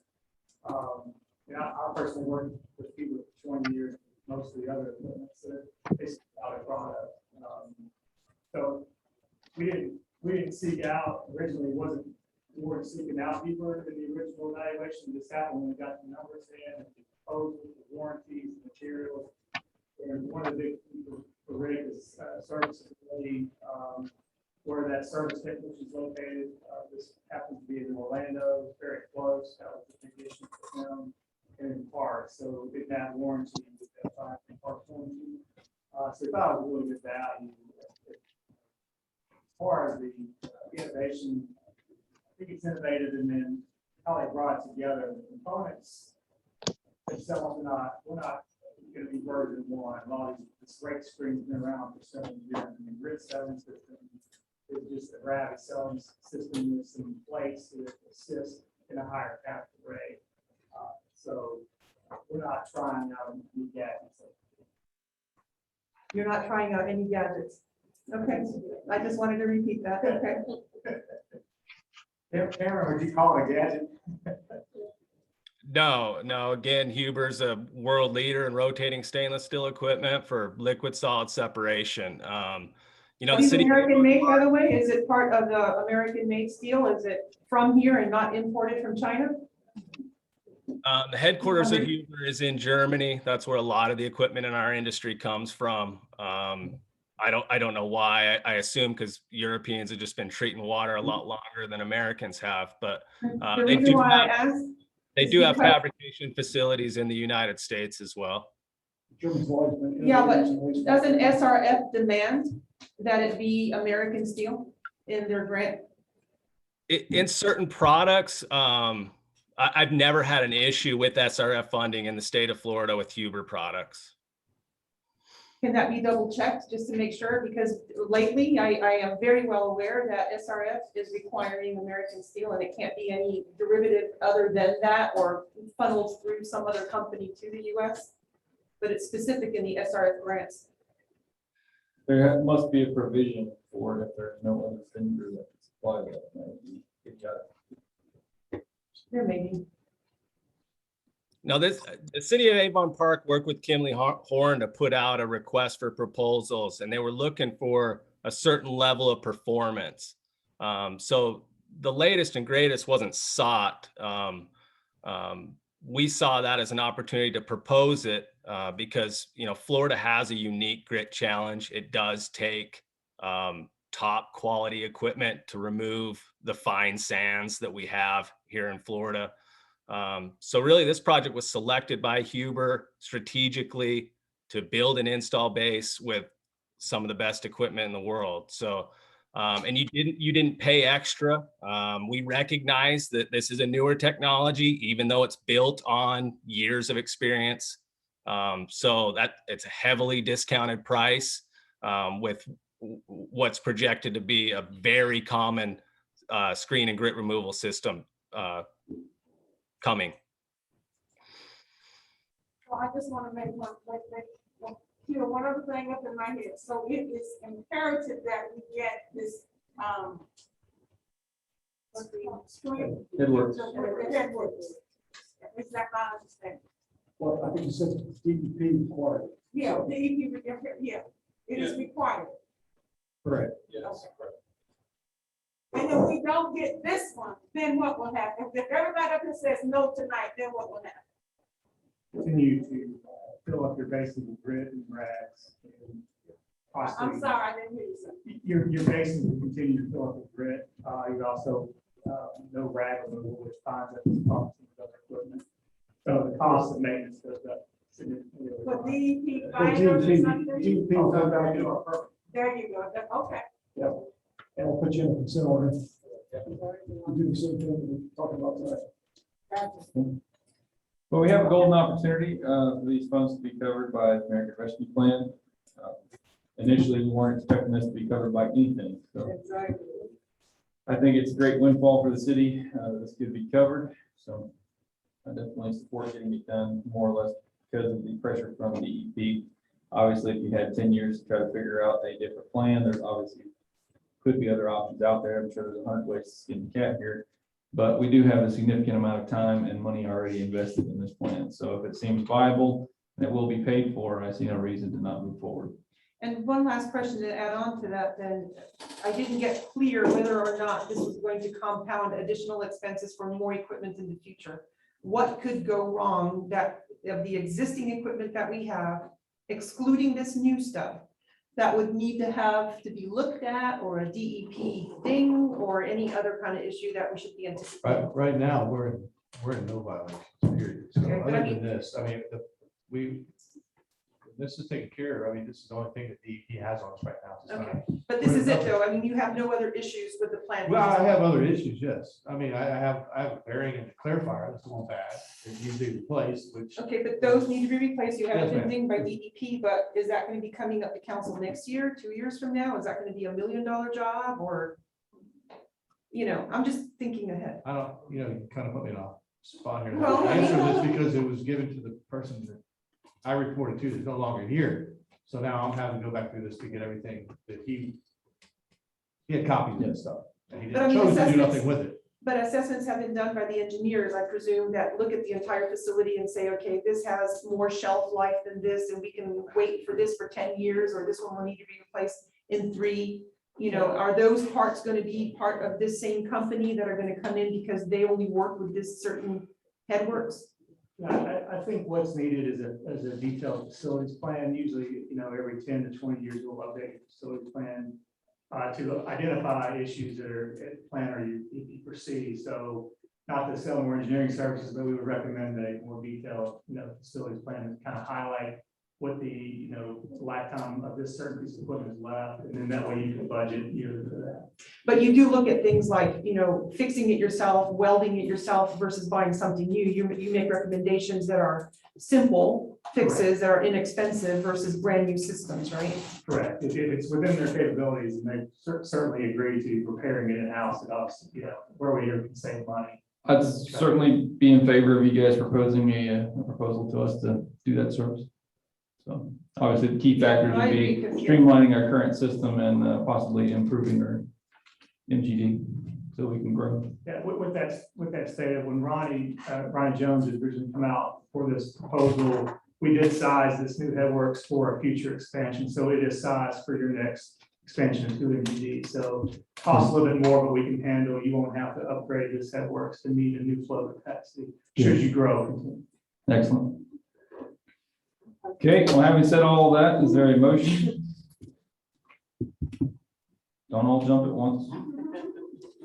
I'll make a motion that we approve the new headworks at the WWTP as presented in the budget.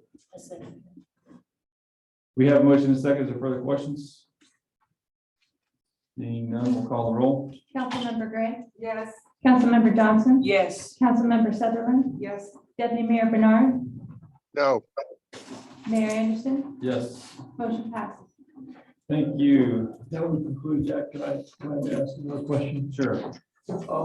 Has there been a study in the past, few years as to the, how much the septic program is making for the city, as opposed to maybe it's losing money, or maybe it's not making enough to make it worth all the additional trouble?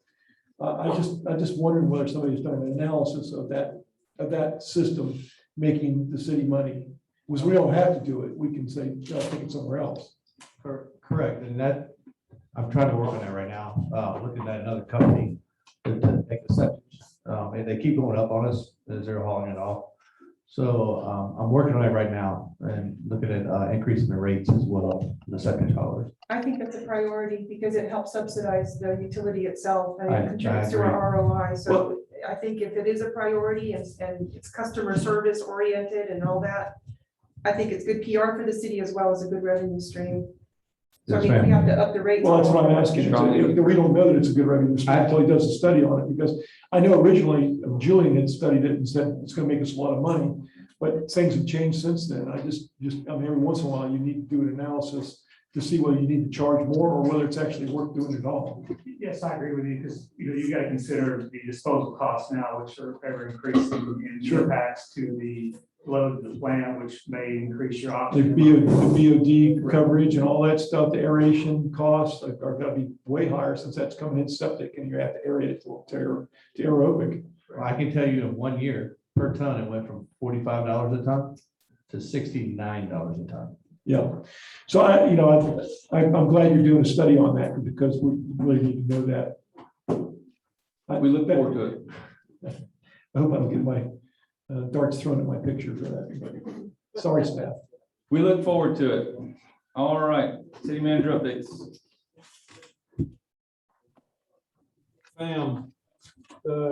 As you know, the draft lease went to FAA and FDOT. FAA said they have us by the end of the month right here. Yeah. Right. So it's not the end of the month. We haven't got it back from them. FDOT did send theirs back near the end of last week. Only had a couple little add-ons that didn't look like too much to me. Jerry might want to add, but everybody seemed good with it with the FDOT. So we're waiting on FAA to get back. Yeah, actually, FAA is working faster on it than we really expected. Okay. If they get it back to us like they say they are. Right. We're not holding our breath. Pretty much that's all the tells. They're still looking at it. We'll get back to it. So, okay. With that, George, our executive director at Chamber of Commerce, brought me a letter. He asked me to read off to all of you about the FAM and the P3. It says, "Dear Mr. Schrader, on behalf of the Avon Park Chamber of Commerce and its board of directors, please let this letter serve as a notification of our organizational support for Florida Airport Management proposed public-private partnership with the city of Avon Park. The APCC has confidence in the proposed partnership and believes that it will be mutually beneficial. We consider the potential business relationship as an opportunity to further expand city and regional business opportunities and to help to increase the airport's long-term utility. Are any of the FAM people on the board of the chamber? I don't know if they're on the board or not. I know, well, once they're here, they may be. I would say no. Okay. The community center roof, we had the leak above the museum here last week. It was coming in pretty good. We got it stopped. There was a drain backed up, found a tennis ball in it once we got it out, but obviously it shouldn't have leaked at all, but it looks like it's probably been leaking a little bit here and there, just hasn't come down. We think we got it stopped. We'll get a roofer up to see if they can put more patches on it.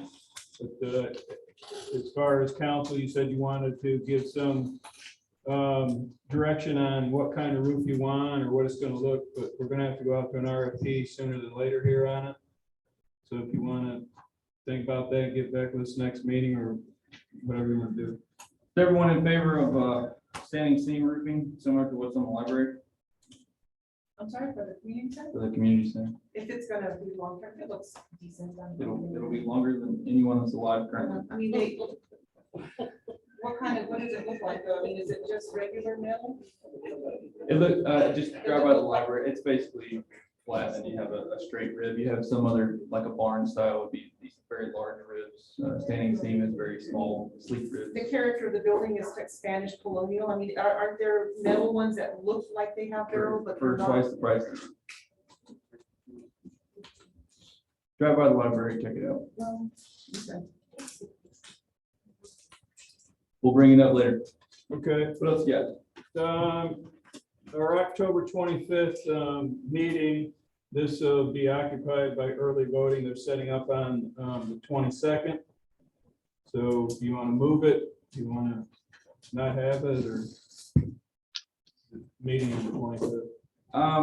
I mean, if there's nothing on the agenda, then obviously it wouldn't be necessary, but if there is quite a few items, and what we've historically always done is move it to the community center. So I guess I would ask you guys, what do you anticipate being on the agenda? Is there a lot or a little? As of right now, I have nothing. I got stuff for the next one, but nothing I can let you know. Okay. Council, any Well, we have to decide because Jerry has to know as well. Right. So if there's nothing, then I would suggest that we not have a meeting. Why make a meeting? Agreed. Agreed. Do we need a motion for that, Jerry? We'll have to have a motion to cancel the last meeting in October.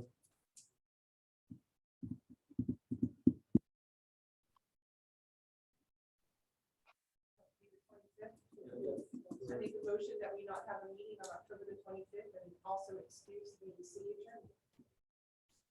I'll second. There's a motion and a second. Do you have any questions? Being none, we'll call the roll. Councilmember Gray, Yes. Councilmember Johnson, Yes. Councilmember Sutherland. Yes.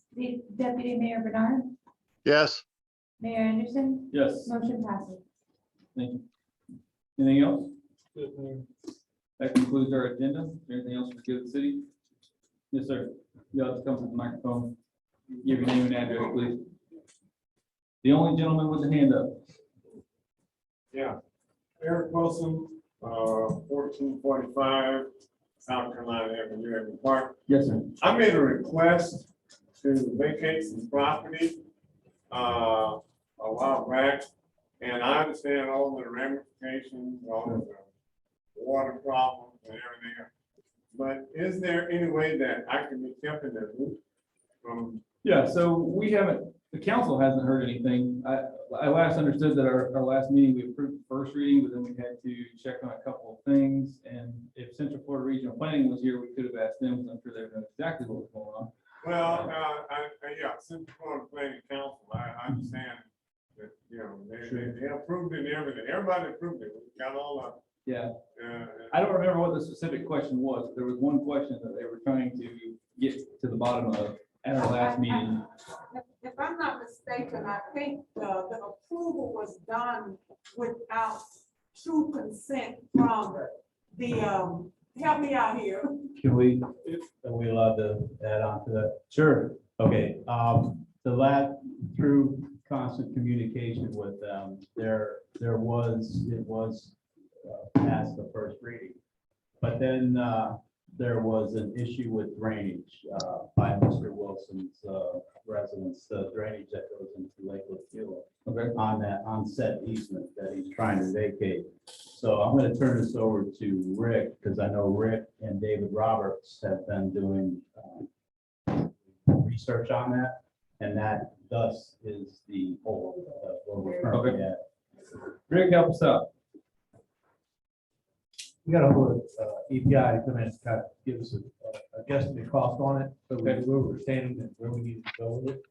But at this time right now, I can't tell him whether he could take 10, 20, 30, 40, 50 feet until, you know, I can meet up with my boss and sit down with him and go over cost and what differences in cost are. So at this point in time, When do you anticipate that information will be available? Is this something that will come up in weeks or? is this- Well, I'm hoping next week to get with So you just need more time? Yes, sir. Okay. As I explained to him. Okay. Yeah, you did, and I'm fine with the explanation. Sure. But I'm just saying, I'm the one that made the request. Right. So because of me making the request, I would appreciate it being kept in the loop of what's going on. You understand? From what I understand, there's no more information than you've already been told, I guess. No. I wouldn't have been told that tonight, unless I asked tonight. You understand what I'm saying? From what Rick just said, he had already told you. that He they just were- told me tonight. Well, yeah, but you just told me tonight you had it. 2 weeks ago, that's supposed to be fired. And you were at the property. Yes, but you didn't, yeah, but you didn't say you were getting any estimate. All I'm asking is for. Sure. So in summation, they need more information, and of course, you'll be notified because it will have to come back to the council for anything to be voted on. So I would just consider no updates until it comes back to the council. Well, as long as I'm kept in the loop, I mean, cannot be, that's the other thing. It will be on the agenda, guaranteed. Mr. Mayor, I Yes. have one thing for the city attorney and the city manager. Yes. I've been asked several times in reference to the take property. We're supposed to be getting back with the families and the other families too, as far as the CDBG grant. So can you all put that to the top of the list as well? For the Jerry, next council? did you ever hear back from Corbett's? Antonio Jenkins. Antonio, thank you. You got with Antonio, he was supposed to get you some stuff. Yeah, I wrote something up on that, back when we did it. My recollection is that there's no, it's, the way that the program was then, there's no, ability to transfer it without, dropping the mortgage. So what the family is supposed, I didn't remember that. Well, yeah, I think I put something back, but let me, Get it back let me to go us, and please. look that up and send it out to everybody. Okay. What was the resolution? What did you call it? Resolution was that you can't, they can't forgive it. Unless somebody, who's equally, qualified for that grant takes the property in the family. Okay, in which case they will expire when it would expire for a person deceased. But if that's not the case, then no, it can't, it's gotta be paid. Okay, But I'll get you all the information on it. thank you. Anything else we give to the city? One other thing, I just want to point out that since you canceled the meeting on the 25th, 25th.